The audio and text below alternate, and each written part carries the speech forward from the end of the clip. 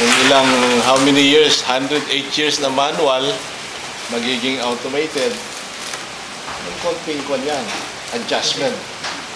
Pero pag na-perfect nila yan, parang LTO yan. In 30 minutes, pak, ang bilis. Di ba? Kasi yung computerization, kailangan i-scan mo yung document, i-encode mo, yung technical description, title number. Hindi katulad ng manual, pagdating ng titulo, pak, rubber stamp ka. So may mga proseso na mabilis yung manual kasi ini-stamp lang yun. Hindi pinapasok yung data.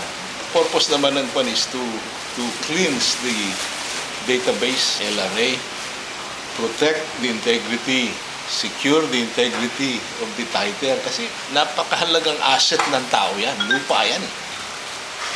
So, i-protect natin na yung titulo natin malinis.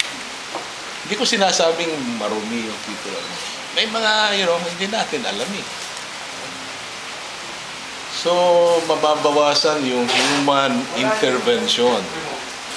Pag nababawasan yung human intervention, nawawala yung discretion na tao. Discretion, ito, kakaliwa ko, kakanan ko, diretso ko. Pero pag computerize yan, hindi, diretso lang yan. Hindi pwede. Although, tao din yung mag-encode. Pero, kung sino yung nag-encode, may accountability. Sino yung nagbago ng data, mahuhuli. Kasi may PIN number. Kung sino yung nag-access sa computer, makikita. Hindi katulad ng araw, hindi natin alam kung sino gumagawa.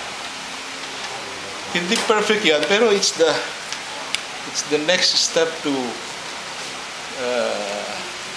better public service.